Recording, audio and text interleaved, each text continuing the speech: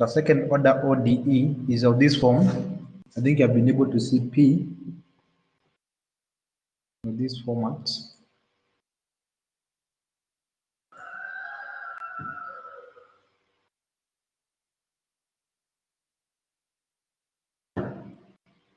P y double prime plus q y prime plus r is equals to 0. So if this one is equals to 0, we call this one homogeneous.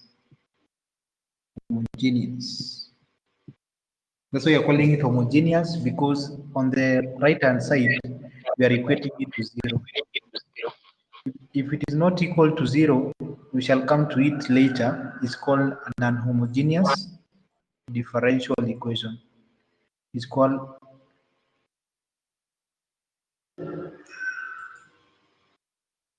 for the homogeneous, we usually have a 0 on the right hand side. For the non-homogeneous, we shall have a function or a constant basically on the right hand side. So today we are just dealing with homogeneous.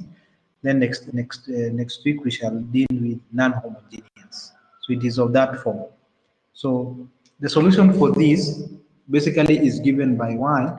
If you want to solve this one, y is equals to, let's say, exponential mx. That is the solution for this one. Y is equals to exponential mx. That is usually basically the solution for second order ODE.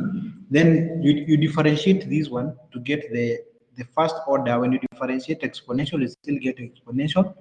But using chain rule, the m will come down. You get mx. And then the second order will be given, when you differentiate second order, you'll get m squared exponential mx. I'm just differentiating because I want to replace all this in the solution.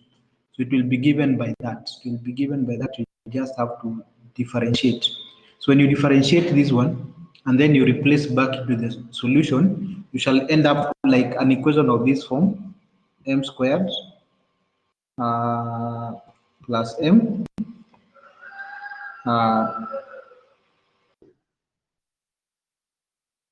plus, let's say, a constant, let's say r, and then exponential mx is equals to 0. But this one can never be 0. This one can never be 0. So we shall be solving basically for this. So it means that our m squared plus m plus r is the one that we shall be solving for 0. And when we solve this one, the theory bit is not that important. This one is not so much important. But now the m squared plus m plus r, I'll be able to show you. Just bear with me. I'll be able to show you how we do this one. So we shall be solving basically quadratic equations. We shall be solving quadratic equations of that form, whereby we replace basically the solution, and then we can be able at least there to solve a quadratic equation. Now, when you solve a quadratic equation, we can have different types of roots. The roots are basically the solution. So we have three types of roots when you solve a quadratic equation. Basically, in number one, you can have a distinct root, distinct roots. So when you're solving a quadratic equation, you'll get two solutions. So let's say you get your first answer, m is equals to, say, small r, and the other m is equals to what? Let's say q. These are distinct. Why are they distinct? Because they are not the same. Bear with me, I'll be able to do an example and we'll be able to see. So for distinct roots, the final solution that we expect when you solve, if you go to the theory bit, our solution will be of this form. If we have distinct roots, x1 exponential rx plus c2 exponential qx. So you can be able to see the r and the q are the solutions you have gotten. The r and the q are the solutions you have gotten. So you just have to introduce the exponential. On the, you introduce an r, and here you introduce a q. The c1 and c2 are constants. These are just constants of integration. These are just constants that you introduce. In some books they say a or b, but let's just use c1 and c2. So if you have two distinct roots, we shall be able to have that one as our solution. Why will that one will be the general solution for this one. So the quadratic equations, the values that we get, we shall be able to have that. Then this case 2. Now case 2 now, you can have repeated roots. Don't worry, we shall all do this. Repeated roots, there are three. Repeated root is when you get the same answer. That you get your M, your first answer M, let's say is R, and your second answer M is still R. This one is repeated. You're getting the same answer, and it is possible to be able to get it. And I'll be able to demonstrate this one for you. So if you have the repeated roots, your final solution will be of this form: C1 exponential Rx. Again, I'm taking the solution of R plus C2. Introduce an X exponential Rx. So the difference between what we had done before here, check this one out, is that we still have Rx. We only have one solution, R. So our solution here is R. The solution here is R. But because it is repeated, we introduce an X. We introduce an X to multiply with one of the constants. So you can be able to see the difference. In the first one, they are distinct. So they don't introduce any X. But for the other one, because they are repeated, we introduce an X. So it will be given by C1 exponential Rx plus C2X exponential Rx. Important for repeated roots. Is someone who is saying something? Okay, those are for repeated roots. So we have distinct roots. We get two different solutions. The other one we can be able to get repeated. And case 3 now, when you are solving for complex roots, you can still be able to get complex roots. So you have to remember these ones. These ones, the one that I'm ticking, you have to remember this one for distinct, that one, and that one for repeated. That the final solution. Now number 3 is when we have what? When we have complex roots. Complex roots. So how do you get a complex root? So in complex, we shall be able to do some. We go back to some complex numbers. So complex number. Complex. So a complex number basically is we get it basically when you're looking for the square root of a negative number. So the square root of negative, let's say a squared. So this one here will always be given by positive or negative ai, where I will be given by -1. Sorry, I squared is always -1. So for the complex roots, the -1, because if you use your calculator, you can't get the square root of a negative number. We normally replace the negative, because we know that negative a squared can be given by -1 times a. -1 times a. So if I do the square root this side, square root of a squared, then will be given by the square root of -1 times, sorry, this one is a squared. But we are saying now for this one, because -1, there's no square root of a negative number, we introduce an I. So where you see -1, it will always be I. Sorry, I squared. So this one will be given by I squared and then a squared. And this one basically if you consider I just like a number, the square root will be positive or negative ai basically. So when you see a negative, you introduce a what? You introduce the -1, introduce what? You introduce I squared. These are now complex numbers because there's no square root for negative numbers. You can try this one, the square root of -6. And let's do a better number. 36. Number 2, the square root of -4. Can be able to do that once. Number 3, the square root of -9. We try those ones. The square root, this one is 36. Let me write it better. Because yeah, someone to confirm with the calc, there is no square root of a negative number. There is no square root of a negative number. So you're introducing the I squared, where there is -1 to assist us. You just have to get it as that -36. So let me hear some people reactions on those ones, the square root of those numbers. You can try. Sir, you are not recording. Okay, yes, I've resumed right now. So the square root of -36 is positive -6i. So you know the square root of 36. So you're just introducing an I. The square root of -4 is positive or -2. But because of the negative, we have an I. Just like that. Take it simple as that. So now, if you do the quadratic equation, you may be able to get a what? You may be able to get a complex root. A complex root is like, let's say, you get m will be given, the first m will be given, let's say, by a plus bi, and the next answer m will be given by a minus bi. Why do I have positive and negative? Because we remember the quadratic formula. I'll be able to show you. In the quadratic formula, you always have positive or negative. So you can have one answer to be positive or the other, or these ones, you can be able to combine them into two answers. M is equals to A plus or negative BI when you have something like that. These are two answers. The first one is positive and the second one is negative. When you have something like that one, when you have complex roots, from the theory we say that the final answer Y will be given by exponential. Before I do this one is called the real root.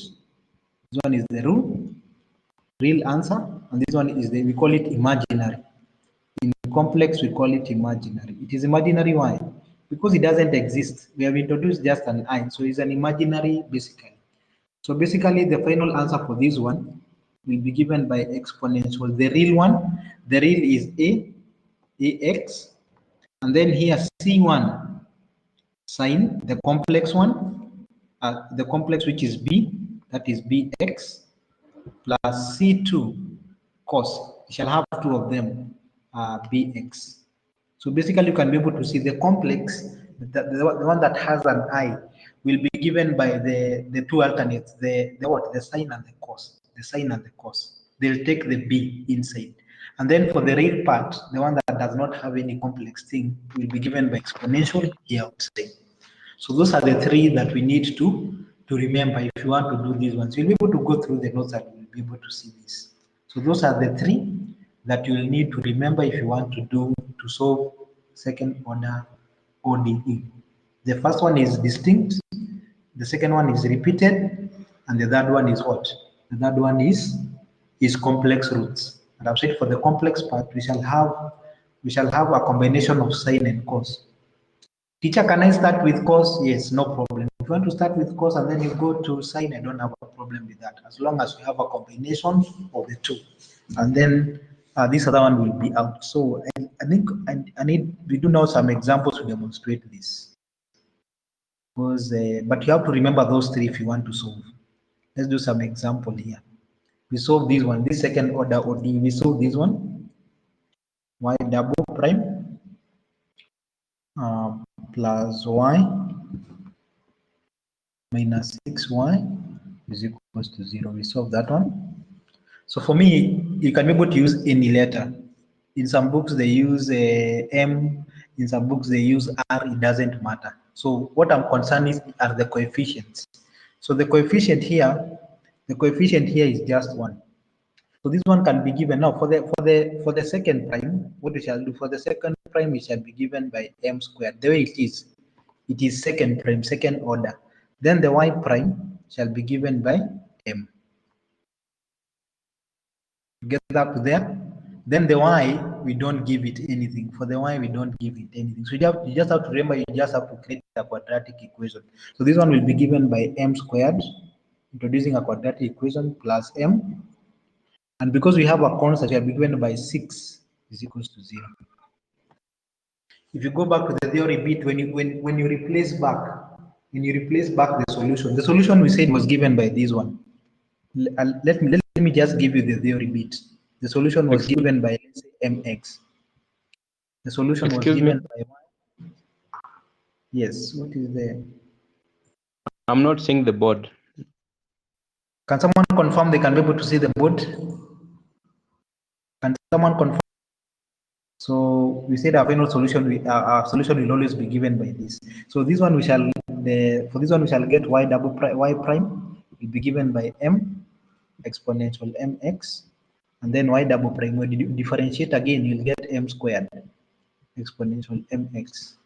If I replace this one in my equation there, the equation that is up with this one there, when I replace there, these solutions here, I'll have m squared exponential mx, and then plus m exponential mx, and then our y was given by -6 negative mx.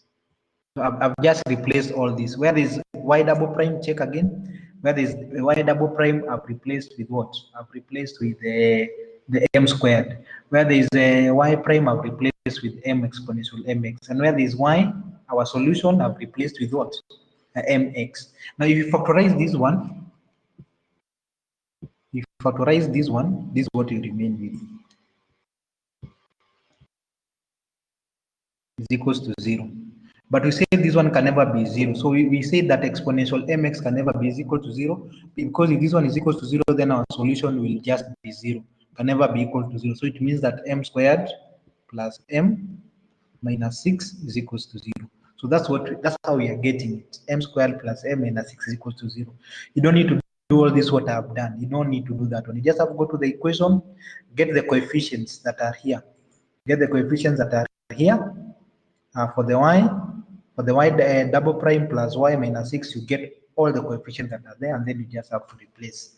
So I'll do some example just to demonstrate. If I have this one, if I have 2y double prime minus 6y prime plus 9y is equals to 0, the final solution, basically for the quadratic solution that I will need to solve will be given by 2. We have second, we shall have m squared minus 6m, and then plus 9 is equal to 0. So you can be able to see here on the y, I only have a 9. I only have a 9. I don't have 9y. I only have a 9, and I've been able to demonstrate. If we have negative 3y double prime plus 4y prime minus 10y, the quadratic equation, this one will be given by what? Negative 3m squared. Take it simply as that, plus 4m, and then minus 10 is equals to 0. Only that is equals to 0. Minus 3m, you just take the constants. Take the constants, but when you reach for the y doesn't have any constants. And I've been able to demonstrate that one for you. I hope that one is clear. So let's go back to the equation that we are solving. So these are the equation that we are solving: y double prime plus y prime minus 6y is equals to 0. So the coefficients here, the characteristic quadratic equation that I need to solve, the characteristic quadratic equation will be given by m squared plus m minus 6 is equals to 0. So I solve this one and I see the roots that I have. So I'll use the quadratic formula. X is equals to negative b plus or minus b squared minus 4ac all over 2a. So here I'm solving for m, I'm not solving for x. So let me get the values of m. So m will be given our b is will be negative 1 plus or negative. Our b squared, that is 1 squared minus 4. Our a is 1. Excuse me, sir. Yes. Is B1 or negative? Okay, negative 1, yeah. Okay, let me pause again.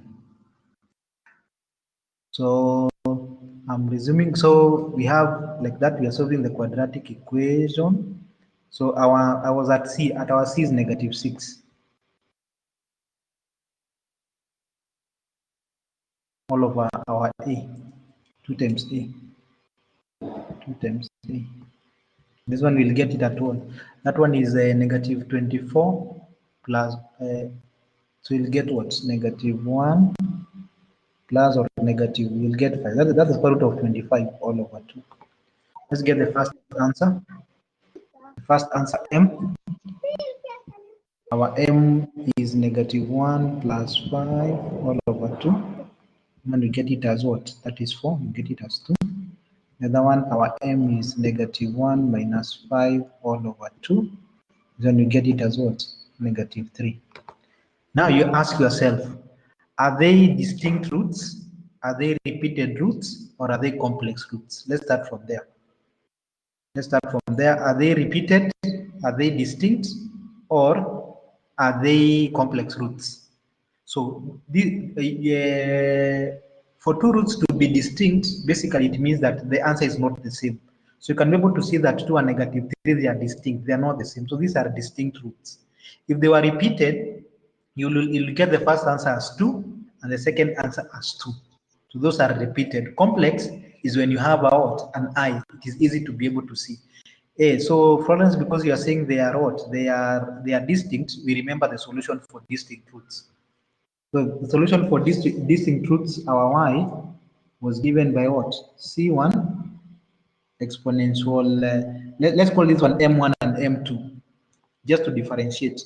M1x plus C2 exponential M2x.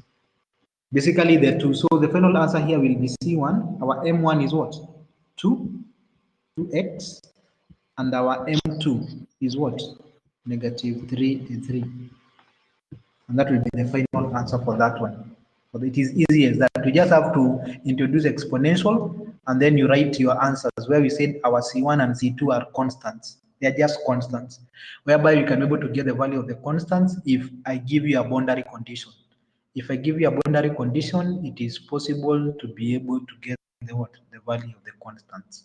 It is very, very much possible to get the value. And we shall be able to do one later that has boundary conditions.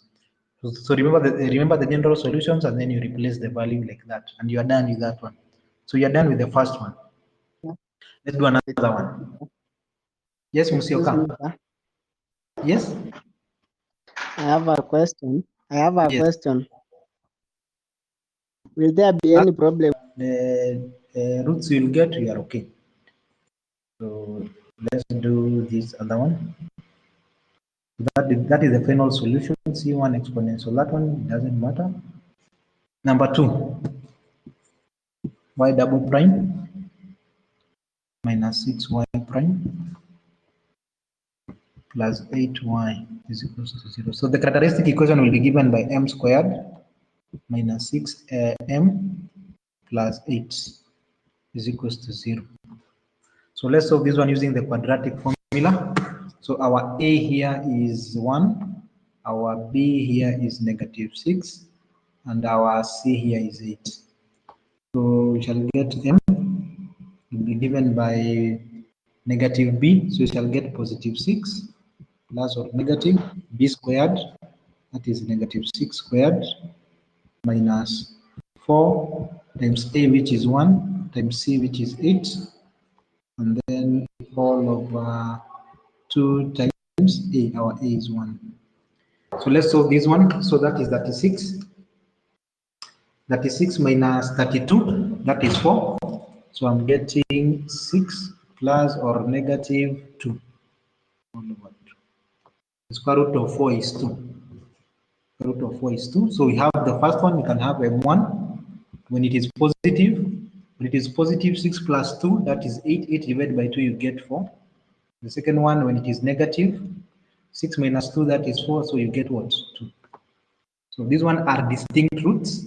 And for distinct roots, we said our final solution will be given by C1 exponential m1x plus C2 exponential m2x. So this one will be given by C1 exponential 4x plus C2 exponential 2x. And you are done with that other one. Why? Because they are two distinct roots. If they are two distinct roots, we do like that. So that's how we get it for that one. So let's do another one now. I go now to another approach, number 2. So we are number 3. 4 y double prime plus 12y prime plus 9y is equals to 0. So the characteristic quadratic equation will be given by this one, 4m squared plus 12m plus 9 is equals to 0. So let's solve this one using the quadratic formula. So our a here is 4, our b here is 12, and our c here is 9. So our m will be given by negative b, which is negative 12, plus or negative, that is 12 squared, minus 4 times 4 times 9, all over 2 times 4. Let me do inside the bracket and I see what I'm getting. I'm getting 4 times 4 times 9 is 144.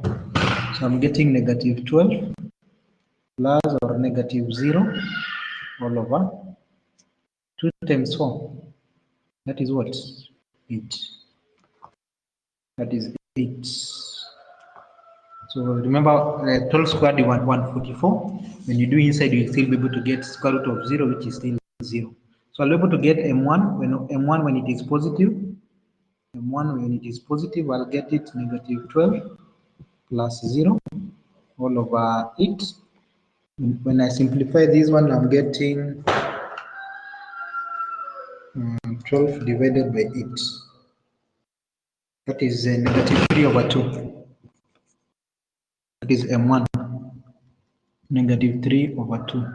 I get it when it is negative, so m2, that is negative 12 minus 0 all over 8. I'm still getting what? Negative 3 over 2. So remember, now you ask yourself, are they distinct roots, or are they repeated, or are they complex roots? That's where you start. And you can be able to see we have similar solutions. Our m1 and m2 are the same. So this one we call it what? We call repeated. These are repeated roots. And our final solution we said for repeated roots will be given by C1 exponential m1 x plus C2. We introduce an x. This one is very important. X exponential m2x. That's how we do it. The only difference between the other one is we have an x here. We have an x on one of the roots. We have an x on one of the roots. So very. So if you forget about the x, this one there. If you forget about the x, then you are done. So we shall have now the final solution will be C1 exponential negative 3 over 2x plus C2, and then x exponential negative 3 over 2x. And that is the final solution. So that is the difference between the repeated and the distinct roots. There's an x appearing somewhere on one of the roots. Can I start with the x in the first one? No problem. I don't have a problem with that. You can be still on C1, but it will only have one x. You'll only have one x. So let me do another one.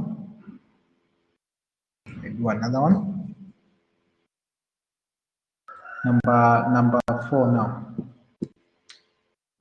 Y double prime plus 2y prime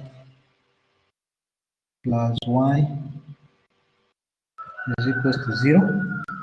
Let me do with the boundary condition, and I'll be able to tell you at least how we can do it now.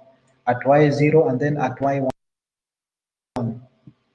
Because now the boundary condition will be solved, and then the boundary condition will come later. Those are boundary conditions. I'll be able to tell you what they mean. Or I just say right now. The first one, but we need to solve the way we have solved, and then we come to the boundary later. So the first one here, this one here, means that y is equals to 1 when x is equals to 0. So the value in brackets is always the x. I think I've said this one before. The second one, y is equals to 3 when x is equals to 1. So that is the boundary conditions. These ones are helpful for you to be able to come and get the value of the what of the constants. Where are they two? Because the constants are two. So you'll be solving like two simultaneous equations. So let's first of all solve before we move there. So m squared, the characteristic equation will be given by this one, and then plus 1 is equals to 0. So let's solve this one. Our A is 1, our B is 2, and our C is 1. Let's solve that quadratic equation. We have m is equals to, the first one is what? So negative b, I'll have negative 2. I'm using the quadratic equation, and that is 2 squared minus 4 times 1 times 1 for AC all over 2 times 1. When you solve this one, you'll get what? Negative 2 plus or negative 0 all over what? All over 2. Let's solve for the first one, m1. M1, we shall have negative 2 plus 0, one is 0, all over 2, that is negative 1. M2, the negative side, minus 0, all over 2. We are still getting this one as what? Negative 1. So again, we have what? We have repeated roots. So when you have repeated roots, we have said our final answer will be the same as y is equals to c1 exponential negative 1x plus c2x exponential negative 1x, because they are repeated roots. Now, when you have that one, then you come now to the boundary condition. The boundary condition will be able to assist you to get the value of c2 and c1. So the first boundary condition was this one. We replace this one, y0 is equals to 1, which means that y is equals to 1 when x is equals to 0. So we replace that one in the equation and see what we shall be able to get. So when we replace, where there's a y, we replace with 1. Where there's an x, we replace with 0. So we shall have 1 is equals to c1 exponential negative 1, 0 plus c2 x, or x is 0, sorry, x is 0, x is 0, and then exponential negative 1, 0. So I'm replacing where there's an x with 0, and I'm replacing where there's y with what? Where there's a y with the 1. So we replace that one in the equation. This one is 0. So this one is 0. So any number raised to power 0 in indices is the same as any number raised to power 0 is the same as 1. And because you're multiplying with 0 here, the whole of this one will go to 0. There's a 0 there. So the whole of this one will go. So you shall get the value of C1. So C1 will be what? Will be 1. So you have gotten the value of one of the constants. So again, I'll still use the same equation that I have, the equation that we got, and then we replace the other boundary condition. So this is what we got in our final answer. Plus x exponential negative 1x. That's what we got. C2. So the other condition that we are given was what? Y1 is equals to 3. This one means that y is equals to 3 when x is equals to number 1. So I replace that one again. Let me replace and see what I'll get. So instead of y, I'll have 3. Then I'll have c1 exponential negative 1. Negative 1, our what? Our x is 1 times 1. And then plus c2, our x is 1. And then exponential negative 1 times 1, because our x is 1. So let's solve this one and see what you are getting. So when you do this one, you are getting 3 is equals to c1 exponential negative 1 plus c2 exponential negative 1. But we were able to solve basically for one of the constants. Which constants were we able to solve? We know the value of c1. It is here.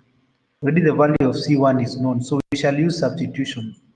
The value of c1, so sometimes you can able to solve the equation simultaneously or by elimination, but because we know the value of c1, we shall use substitution. So we replace the value of c1.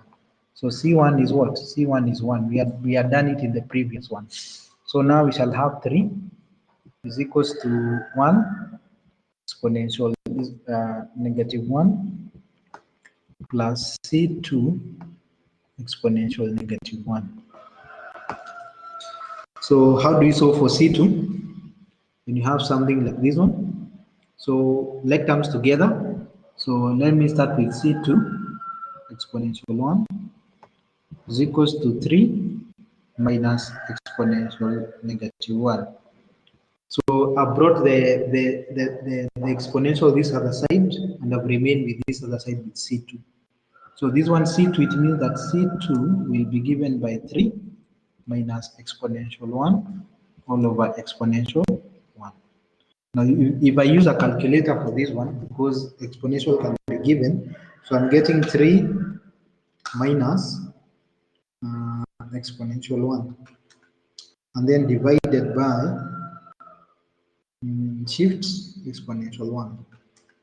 I'm getting C1 to be 0.10, let's say 36. That is from the calculator. You can be able to do this. That's what I'm getting now. You see now the boundary conditions they have been able to give us the value of C1 and C2. So now instead of what we had, our final solution was given by this one. It was given by C1 exponential -1x plus C2x exponential what? -1x. So instead of having the C1 and the C2, I can be able to just input them. Our C1 was 1. I can be able to have that one. And our C2, we're putting it as what? There's a point there. Plus 0.1036. And then x exponential -1x. So you can be able to see, you can be given the boundary conditions. After you solve, you just have to replace. And then you solve, this one is plus. And then you solve using either elimination, substitution, the one that you prefer. And then you are done with that one. Let me go now to example number 5. Number 5. Y double prime minus 6 y prime plus 13y is equals to 0. You solve this one. So this one I'm getting the characteristic will be given by m squared minus 6m plus 13 is equals to 0. Let's solve this one. Using the quadratic equation, our m will be given by -b, so minus 6 plus of -6 squared minus 4 times 1 times 13. Mwalimu, Yes. what if the equation that you have been given? Give me a moment, I pause the recording. We have said we be using the quadratic formula. We have said here our A is 1, our B is -6, and our C is 13. So that's what I'm doing. All over 2, our A is 1. Let me solve inside the brackets.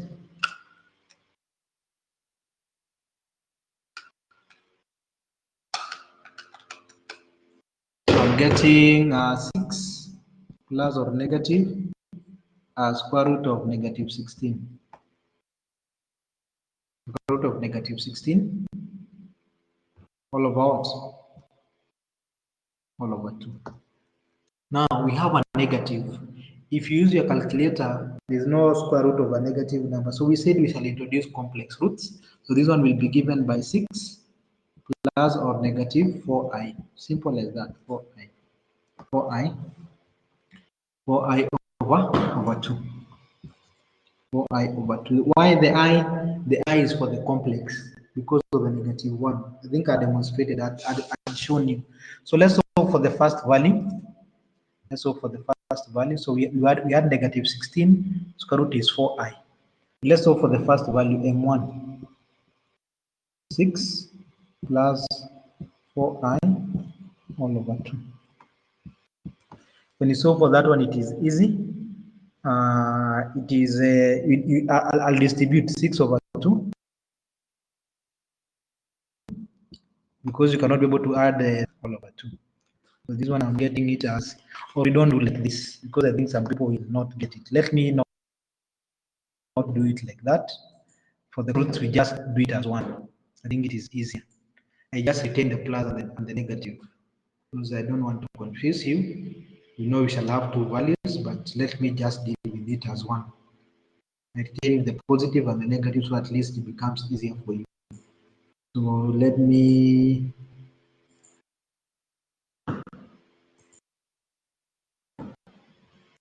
so this one shall be I'll just distribute the 2, so 6/2 plus 4i plus or negative all over 2. So this one will end up with 3 plus or negative 2.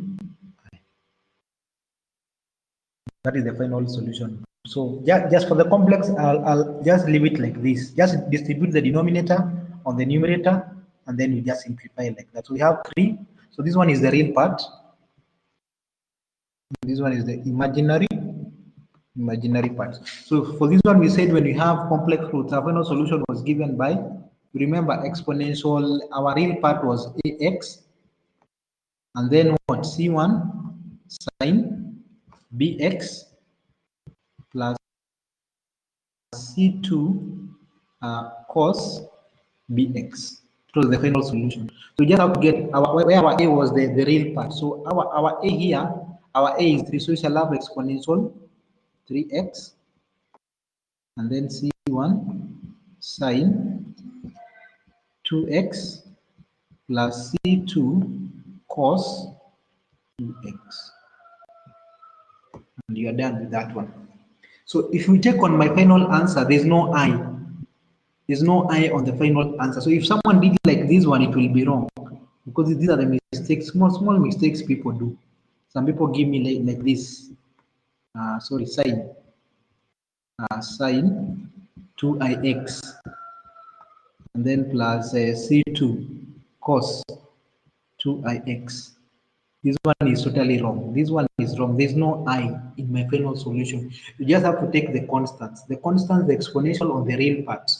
And then the imaginary part, the constant, you take it inside with the combination of sine and cos. If you go through the notes, they have discussed basically how you are getting the sine and the cos. I don't want to go into those details. You don't need it. But because you guys really love to read, when you go through the notes, you'll be curious to know why we are getting a combination of sine and cos.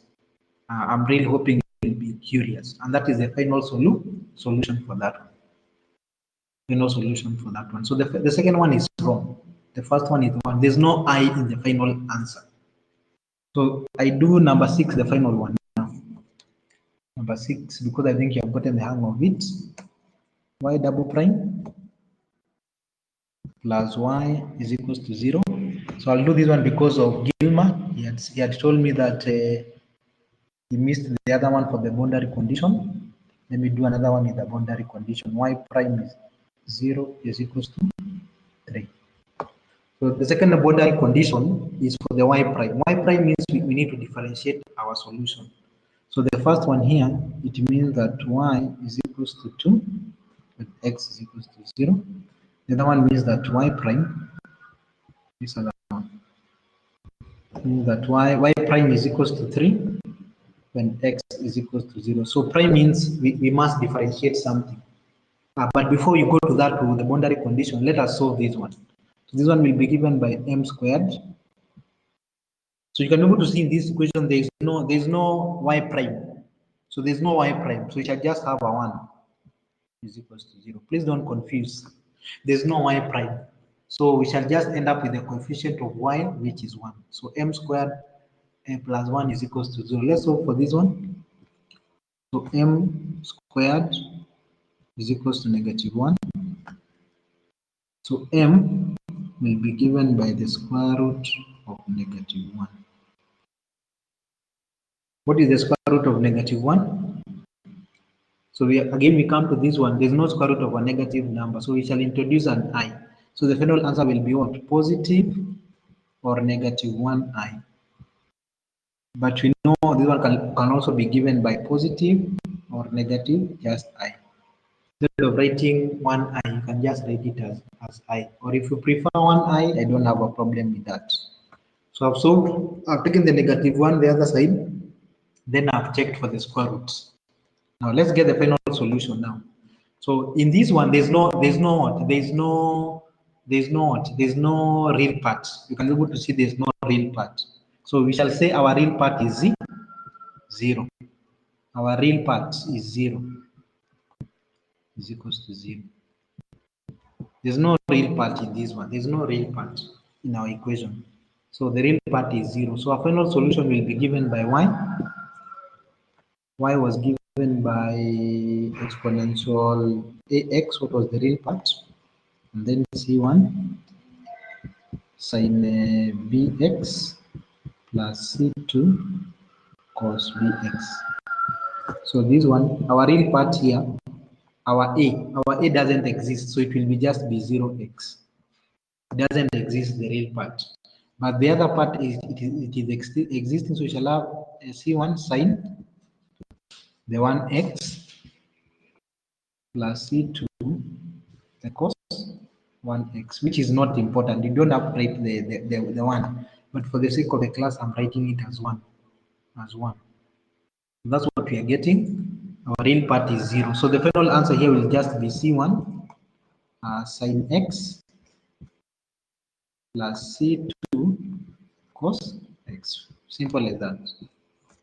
Y is equal to that, because the real part of the exponential part, any number raised to power 0 is the same as 1. So you don't need it. The exponential just disappears because it will be raised to power 0. Why? Because we have said the real part is 0. We have taken it to be 0. It is not existing, so we take it as 0. Now we go now to the boundary conditions. Now I'll start with the first one. The first boundary condition we are given is y0 is equals to what? Y0 is equals to 2. This means that y is equals to 2 when x is equals to, so I'll replace again in my equation. So I'll have 2 is equals to C1 sin 0 plus C2 cos 0. So we know that sin 0 is 0, cos 0 if you go to your calc is 1. So this one will go cos 0, this one is 1, and this one is 0 if you use your calculator. So that one means you can only be able to get one value.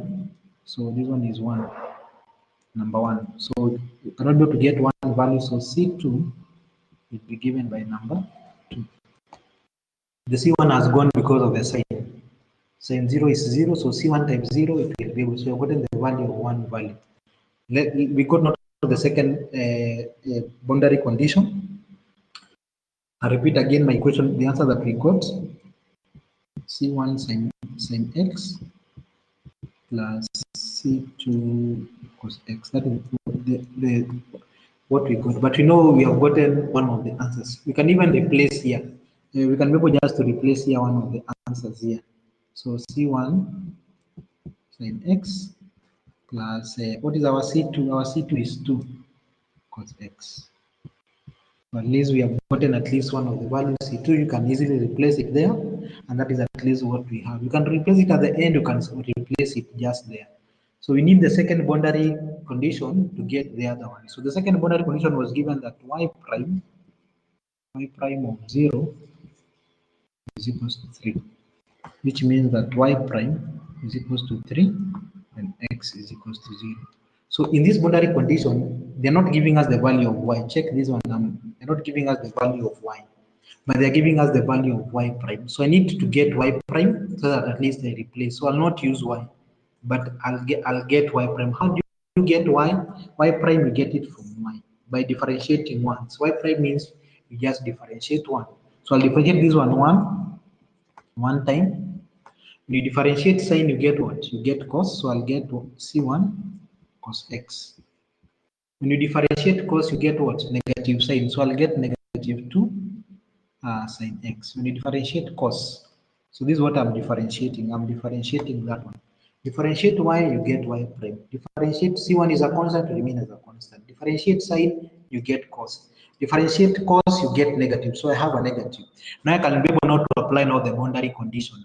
When I apply the boundary condition now, y prime is equals to 3. The value of C1 is unknown.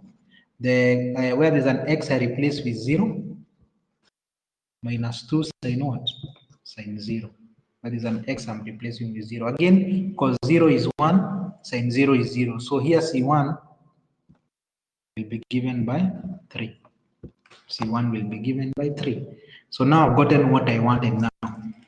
I've gotten all the value of all the constants. So I'll go back to my equation. This was my equation C1. C1 was given by sine x plus C2 cos x. So, but I know the value of C1. C1 is 3 sin x. And I know the value of C2. C2, we got it as number 2. And then cos x. So when you get the value of all of them, you replace them, and you'll be able to get the final answer for what you intended to have.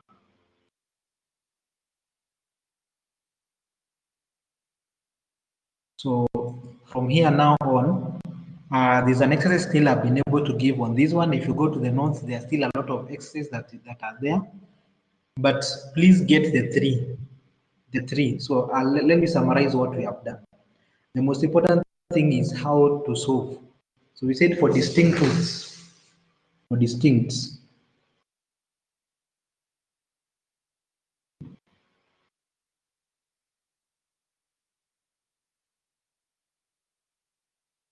So for distinct roots, distinct.